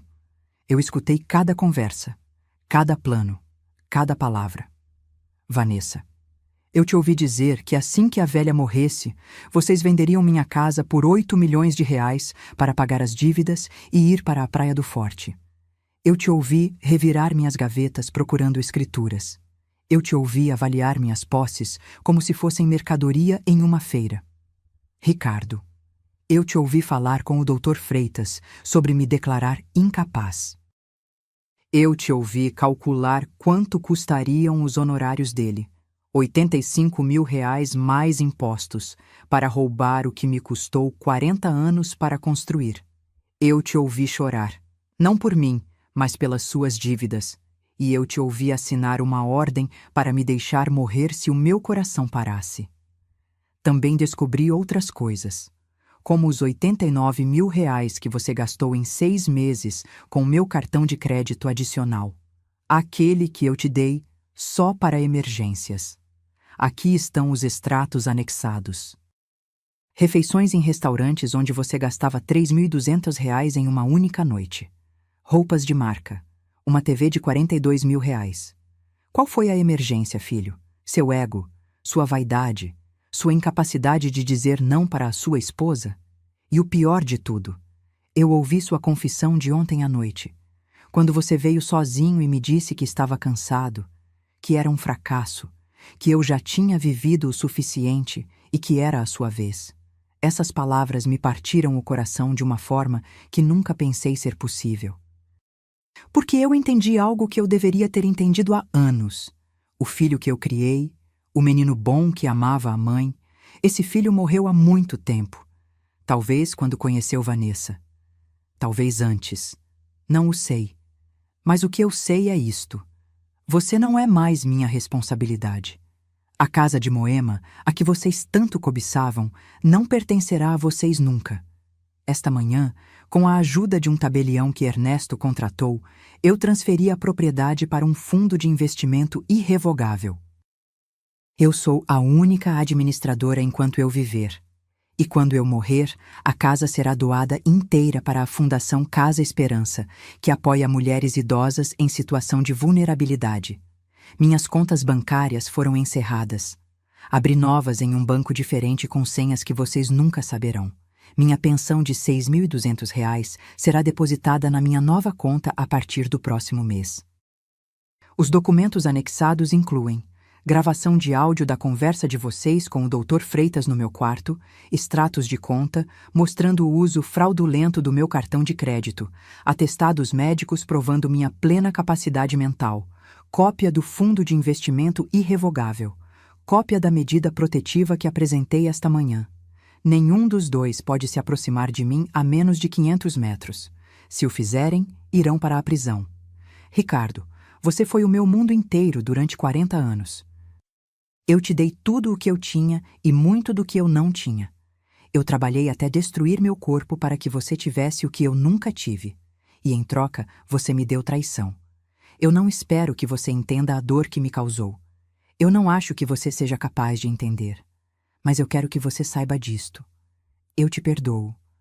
Não porque você mereça, mas porque eu preciso de paz. Eu preciso fechar este capítulo da minha vida e começar um novo. Mas perdoar não significa esquecer. E definitivamente não significa permitir. A partir de hoje, você não tem mais mãe. Eu não tenho mais filho. Somos dois estranhos que um dia compartilharam sangue e sobrenome, nada mais. Vanessa, eu nunca tive carinho por você, mas eu te respeitei porque você era a esposa do meu filho. Agora eu vejo que você era exatamente o que o meu instinto me disse desde o primeiro dia. Uma mulher calculista, fria e manipuladora que viu no meu filho alguém fraco que podia controlar. E você teve sucesso. Você o transformou em alguém irreconhecível. Eu espero que os 7,8 milhões de reais que vocês esperavam receber tenham valido a pena, porque esse foi o preço que vocês colocaram na minha vida. E esse preço vocês nunca vão receber. Agora, vocês têm duas opções. Podem aceitar esta situação com dignidade e seguir em frente com as suas vidas, construindo algo por conta própria. Ou podem tentar me procurar, me assediar ou criar problemas legais. Se escolherem a segunda opção, devem saber que eu tenho cópias de todos esses documentos com 3 advogados diferentes. Um em São Paulo, um em Santa Catarina e um em Belo Horizonte. Se algo acontecer comigo, se eu sofrer algum acidente, se eu morrer de forma suspeita, esses documentos serão entregues imediatamente às autoridades. Eu também gravei um vídeo completo explicando tudo, que está depositado em um cofre com instruções específicas para abri-lo se algo me acontecer. Não me procurem. Não me liguem. Eu não existo mais para vocês. Vivam com as consequências das suas decisões. Atenciosamente, Catarina Moreira Lima, uma mulher que finalmente aprendeu a escolher a si mesma. Segundo Luciana, quando Ricardo terminou de ler, ele ficou paralisado. A carta caiu das mãos dele no chão. Vanessa a pegou e a leu inteira, com o rosto mudando de cor a cada parágrafo. Isso é uma loucura, sussurrou finalmente. Essa velha louca vai nos arruinar. Essa velha louca, disse Luciana com voz gelada, é a mulher mais corajosa que eu já conheci. E vocês dois são o lixo mais desprezível que eu já vi passar por este hospital. E olha que eu já vi muitas coisas. Ricardo desabou na cadeira onde havia estado sentado na noite anterior. Começou a chorar, não com soluços fortes, mas com um choro silencioso, derrotado. Eu a perdi. Ele murmurava incessantemente. Perdi a minha mãe. Não, corrigiu Luciana. Sua mãe te perdeu, há muito tempo. Ela só acabou de perceber. Vanessa pegou o celular e discou um número. Doutor Freitas, preciso que venha urgente ao hospital. Temos uma situação. Como assim não pode nos ajudar? Por que não? Uma medida protetiva? Contra quem? Contra nós. Mas... O rosto dela ficou branco. Entendo. Obrigada. Ela desligou e olhou para Ricardo. O advogado diz que a carta é legalmente válida, que ela pode fazer o que quiser com a propriedade dela. E que se tentarmos algo, podemos acabar na prisão por tentativa de fraude patrimonial e abuso de idosos. Então o que fazemos? Perguntou Ricardo com voz desesperada. Vanessa guardou o celular na bolsa e caminhou em direção à porta. Eu já sei o que vou fazer. Eu estou indo embora. Eu não me casei com você para viver na pobreza, Ricardo. Eu me casei com você porque me prometeu uma vida confortável. E você não só não cumpriu, como agora nem sequer tem a herança que me assegurou que viria. Vanessa, por favor? Não, acabou. Vou arrumar minhas coisas e vou para a casa da minha prima em Campinas. Que você se vire com a sua vida de miséria. E ela foi embora. Deixou Ricardo ali sentado, rodeado pelos pedaços da vida dele destruída. Luciana me contou que ele ficou olhando para a carta no chão por quase 1 hora. Depois, a pegou, dobrou com cuidado e saiu do hospital caminhando como um zumbi.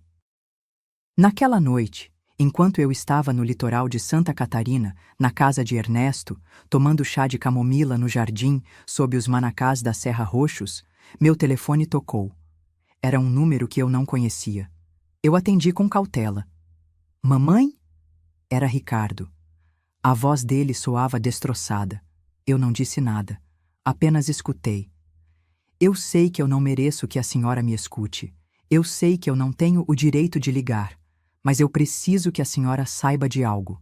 A senhora tinha razão. Em tudo. Eu sou um fracasso. Um covarde. Um mau filho. E eu vou ter que viver o resto da minha vida sabendo que a única pessoa que me amou de verdade eu quase matei por dinheiro. Silêncio. Depois um soluço. Eu não peço perdão porque eu sei que eu não mereço. Só queria que a senhora soubesse que eu sinto muito, que eu daria qualquer coisa para voltar no tempo e ser diferente. Ser melhor. Ele desligou. E eu fiquei ali, com o telefone na mão, olhando as estrelas sobre Florianópolis, sentindo algo estranho no peito. Não era perdão. Ainda não. Mas talvez, algum dia, pudesse ser paz. Passaram-se 3 meses desde aquela manhã em que escapei do hospital. 3 meses que parecem 3 anos, como 3 vidas diferentes. Agora estou sentada no terraço da casa de Ernesto no litoral de Santa Catarina, com uma xícara de chocolate quente nas mãos e o sol da tarde banhando o jardim de manacás da Serra Roxos. Posso ouvir Ernesto na cozinha, cantarolando uma canção de Roberto Carlos enquanto prepara o jantar. Cheira a moqueca, a arroz fresquinho, a lar. Esta casa pequena de 2 quartos se transformou no meu santuário. Tem paredes de alvenaria pintadas de cor ocre, pisos de ladrilho vermelho que rangem suavemente quando você caminha, e janelas grandes que deixam entrar a luz e o ar. O jardim que a esposa de Ernesto plantou anos atrás agora está cheio de vida. Buganvílias, gerânios, manjericão. Eu acrescentei minhas próprias plantas. Hortelã, coentro, um pequeno pé de tomate cereja. A primeira semana foi difícil. Eu não conseguia dormir. Cada barulho me assustava. Toda vez que o telefone tocava, meu coração acelerava pensando que era Ricardo, que vinha me procurar, que de alguma forma havia encontrado este endereço. Mas Ernesto foi paciente. Ele me abraçava quando eu chorava. Ele me deixava falar durante horas sobre a minha dor, a minha culpa, a minha confusão. Nunca me julgou. Nunca me disse, eu te avisei. O amor de mãe nunca morre completamente, Cata. Ele me disse uma noite, enquanto olhávamos as estrelas neste mesmo terraço. Você pode colocar limites, pode se proteger, pode se afastar, Mas esse amor sempre vai estar lá, como uma cicatriz que já não dói, mas que lembra. Ele tinha razão. Na segunda semana, Luciana me ligou para me contar as últimas notícias. Vanessa havia deixado Ricardo, tal como ameaçou. Ela foi para Campinas com a prima dela, e segundo boatos, já estava saindo com outro homem, um engenheiro com dinheiro. Ela não perdeu tempo. Ricardo teve que deixar a minha casa. Sem a minha pensão para ajudá-lo, sem a renda de Vanessa, ele não conseguiu pagar as contas. A luz foi cortada, depois a água. Os vizinhos começaram a reclamar do descaso. No final, um juiz ordenou que ele desocupasse a propriedade por não ser o proprietário legal. A última coisa que eu soube é que ele estava morando em um quarto alugado em Osasco, trabalhando como entregador de comida por aplicativo, ganhando apenas 400 ou 500 reais por dia, pedalando uma bicicleta pelas ruas que um dia ele percorreu de carro. Quando Luciana me contou isso, ela esperou a minha reação. Eu acho que ela pensava que eu ficaria feliz, que eu sentiria satisfação pelo sofrimento dele, mas eu não senti nada disso. Apenas tristeza. "A senhora está bem, minha filha?" ela me perguntou. "Sim, minha filha, estou bem. É só que ele ainda é meu filho, e embora não faça mais parte da minha vida, eu não posso me alegrar com a dor dele." "Isso a torna uma pessoa melhor do que ele", respondeu Luciana com suavidade. No primeiro mês no litoral de Santa Catarina, Ernesto me pediu em casamento. Foi uma tarde simples, sem grandiosidade. Estávamos regando as plantas juntos, quando de repente ele se ajoelhou na minha frente, com os joelhos rangendo por causa da idade, e tirou um anel simples de ouro branco do bolso. "Catarina Moreira", ele disse com os olhos brilhantes de emoção. "Nós já perdemos muito tempo. Já vivemos muitas tristezas. Case-se comigo. Deixe-me passar com você o tempo que nos resta, seja muito ou pouco, mas que seja juntos." Eu chorei. É claro que eu chorei. Mas desta vez foram lágrimas de pura felicidade. "Sim", eu respondi. 1000 vezes sim. Nós nos casamos 2 semanas depois no cartório em Florianópolis. Uma cerimônia pequena, íntima. Como testemunhas estavam 2 vizinhos de Ernesto que se tornaram meus amigos. Seu Estevão, um senhor de 75 anos que vende pão na feira, e Dona Refúgio, uma mulher de 70 anos que faz as melhores cocadas que eu já provei na vida. E Luciana. Ela viajou de São Paulo especialmente para estar presente. Foi minha dama de honra. Eu usei um vestido simples cor de marfim que compramos na feira por R$ 850. Ernesto vestiu o único terno cinza dele, o mesmo que usou no primeiro casamento dele há 48 anos. Não importou. Foi o dia mais feliz da minha vida. Depois da cerimônia, nós comemoramos na casa com moqueca de camarão que preparei com minhas próprias mãos, arroz, feijão e um bolo de rolo que a Dona Refúgio fez. Comemos, rimos, dançamos ao som de um violão que seu Estevão contratou como presente. Naquela noite, deitada ao lado de Ernesto na nossa cama de casal, olhando o teto de vigas de madeira, eu perguntei: "Você acha que eu sou uma pessoa ruim por ter abandonado meu filho?" Ernesto pegou a minha mão na escuridão. "Você não abandonou seu filho, Cata. Seu filho te abandonou primeiro, muitos anos antes daquele hospital. Você só tomou a decisão de parar de ser o salva-vidas dele quando ele estava tentando te afogar. Mas eu ainda sou a mãe dele. E ele ainda é seu filho. Isso nunca vai mudar. Mas ser mãe não significa se sacrificar até desaparecer. Significa amar, sim, mas também significa ensinar. E às vezes, o melhor ensinamento é deixar que as pessoas enfrentem as consequências das decisões delas." Ele tinha razão, como sempre.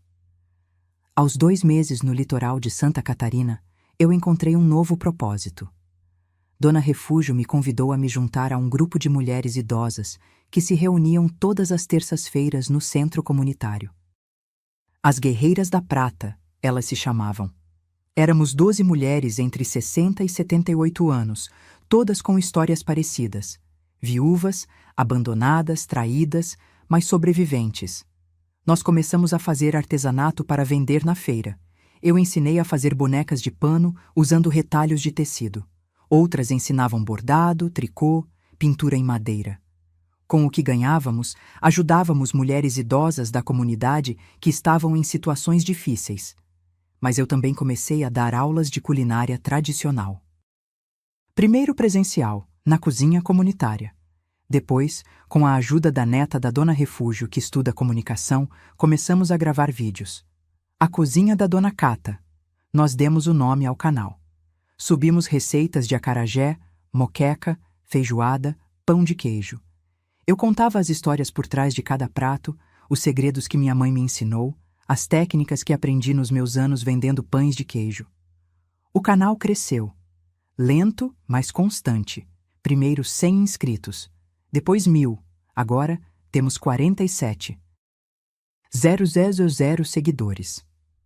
Não é muito em comparação com outros canais, mas para mim é o mundo inteiro. Porque cada comentário que eu leio diz coisas como: minha avó cozinhava assim. Esta receita me fez chorar de saudade. Obrigada por manter nossa tradição viva. E em alguns meses ganhamos até R$ 8.500 das visualizações e da publicidade. Dinheiro que soma a minha pensão e que me permite viver com dignidade, sem depender completamente de Ernesto. 3 semanas atrás, eu recebi uma mensagem no Instagram. Era de uma mulher jovem, talvez de 30 anos. Dona Cata, eu não sei se a senhora vai ler isto, mas eu preciso dizer que o seu canal salvou o relacionamento com a minha avó. Ela tem 72 anos e depois que o meu avô morreu, ela caiu em uma depressão terrível. Não queria cozinhar, não queria sair, não queria nada. Um dia, eu coloquei um dos seus vídeos e algo no olhar dela mudou. Agora, nós cozinhamos juntas as suas receitas todos os domingos. E a minha avó voltou a sorrir. Obrigada por me devolver a minha avó. Eu chorei lendo essa mensagem. Porque eu entendi algo. Minha vida não acabou quando escapei daquele hospital. Minha vida começou. Ontem, exatamente 3 meses depois da minha fuga, meu telefone tocou. Era um número desconhecido de São Paulo. Eu atendi com o coração acelerado. Mamãe? Era Ricardo. A voz dele soava destroçada. Desta vez, eu não desliguei. Apenas esperei. Eu sei que eu não deveria ligar. Eu sei que eu tenho uma medida protetiva, mas eu precisava dizer algo. A voz dele soava diferente, mais calma, menos desesperada. Eu consegui um emprego de verdade, em um almoxarifado. Não paga muito, R$ 7.200 por quinzena, mas é honesto. Eu tenho um quarto pequeno, mas limpo. Eu estou indo à terapia. Uma psicóloga do posto de saúde está me atendendo de graça. E eu estou tentando ser uma pessoa melhor. Silêncio. Eu não ligo para pedir nada. Eu não ligo para que a senhora me perdoe. Eu só queria que a senhora soubesse que o que a senhora fez, embora tenha doído, embora tenha me destruído naquele momento, foi o certo. Era a única forma de eu ir ao fundo do poço, a única forma de eu acordar. Ele engoliu em seco. Eu fui um filho horrível, um ser humano horrível, e eu vou passar o resto da minha vida tentando compensar isso. Não com a senhora, porque eu sei que a senhora não quer mais que eu esteja na sua vida, mas com o mundo, sendo melhor, fazendo melhor. Minha voz saiu trêmula quando eu finalmente falei. Eu fico feliz que você esteja bem, Ricardo.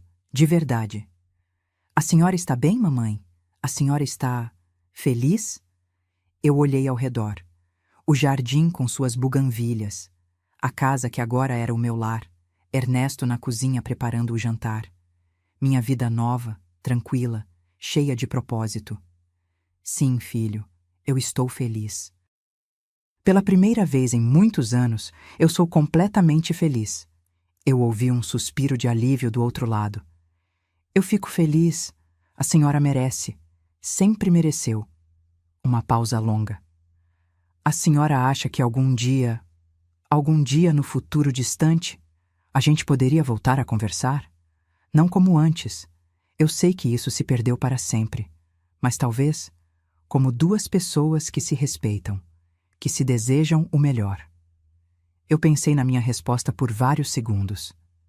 Talvez, Ricardo, algum dia, quando nós dois tivermos sarado, quando você tiver demonstrado, não com palavras, mas com ações, que você realmente mudou.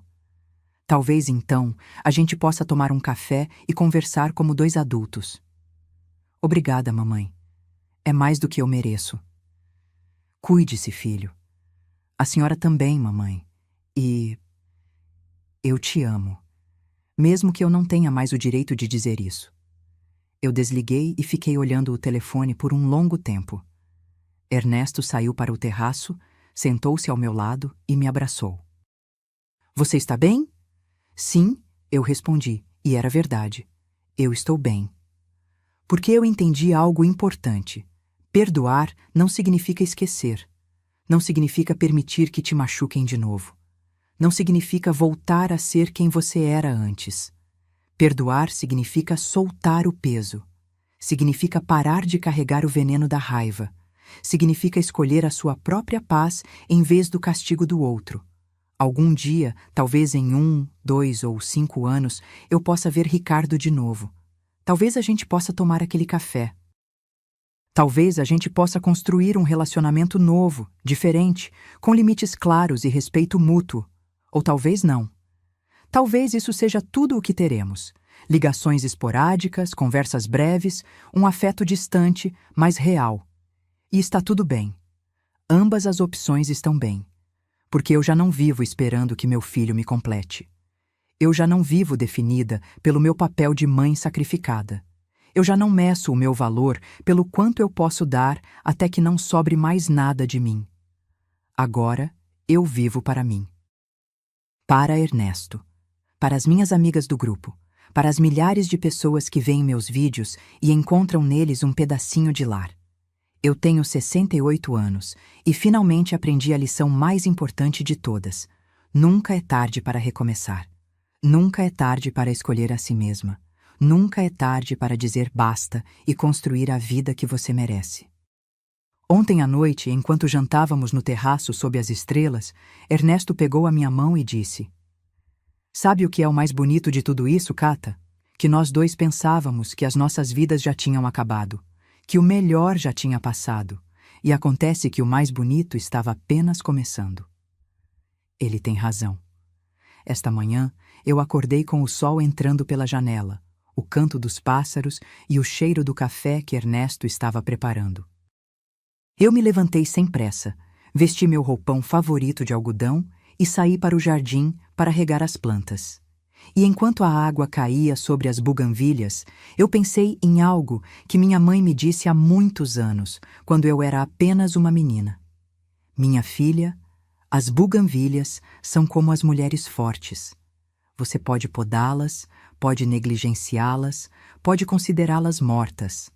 Mas se elas tiverem raízes fortes, elas sempre voltam a florescer. Sempre. Eu floresci de novo. Aos 68 anos, depois de um derrame cerebral, depois de ser traída pelo meu próprio sangue, depois de ter que escapar em uma ambulância na madrugada, eu floresci. E se eu pude fazer isso, você também pode. Porque nunca, nunca é tarde para escolher a vida que você merece, para colocar limites, para dizer não, para se afastar de quem te faz mal, mesmo que seja sua própria família. Sua vida te pertence. Sua dignidade te pertence, sua paz te pertence. E ninguém, absolutamente ninguém, tem o direito de tirá-la. Epílogo. Hoje é sábado. Ernesto e eu fomos à feira cedo, como fazemos todo fim de semana. Compramos tomates, avocados, pimentas frescas. Dona Refúgio guardou as melhores cocadas para nós. Seu Estevão nos presenteou com pães doces recém-saídos do forno. À tarde, eu tenho aula de culinária. Vamos fazer moqueca tradicional. Eu já tenho tudo pronto. O azeite de dendê, os camarões, os temperos. E desta vez, eu vou contar a história da minha mãe. De como ela me ensinou esta receita quando eu tinha apenas 10 anos. Amanhã, domingo, eu vou à missa. Não porque eu seja particularmente religiosa, mas porque eu gosto da comunidade. Eu gosto de me sentar entre as minhas amigas, cantar os hinos, sentir que eu pertenço a algo maior do que eu mesma. E na segunda-feira, começamos o ateliê de bordado com as guerreiras da prata. Vamos fazer panos de prato para vender na feira da cidade no próximo mês. Esta é a minha vida agora, simples, tranquila, cheia de propósito e amor verdadeiro. E se eu pudesse voltar atrás para aquele momento no hospital, quando ouvi Vanessa planejar a minha morte, e alguém me perguntasse: valeu a pena? Toda essa dor, toda essa traição, valeu a pena? Minha resposta seria: sim. Porque essa dor me ensinou algo que eu nunca teria aprendido de outra forma. Que o amor pelos outros nunca deve custar o seu amor próprio. Que ser uma boa pessoa não significa ser um capacho. Que você pode amar alguém e, mesmo assim, se proteger deles. E que a verdadeira riqueza não está no que você possui, mas no que você não permite que te tirem. Sua dignidade, sua paz, seu direito de ser feliz. Isso ninguém pode te roubar, a menos que você permita. Eu não permito mais. E eu espero que você também não. Porque a vida é muito curta para vivê-la de joelhos. Se esta história tocou seu coração, se te fez refletir sobre sua própria vida e seus próprios relacionamentos, deixe-me um comentário contando de onde você está nos escutando. Dê like se você acredita que nunca é tarde para recomeçar. E inscreva-se neste canal para continuar escutando histórias de mulheres corajosas que se atreveram a escolher a si mesmas. Porque todas nós merecemos florescer. Sem importar a idade, sem importar o passado, todas nós merecemos a nossa própria primavera. Fim.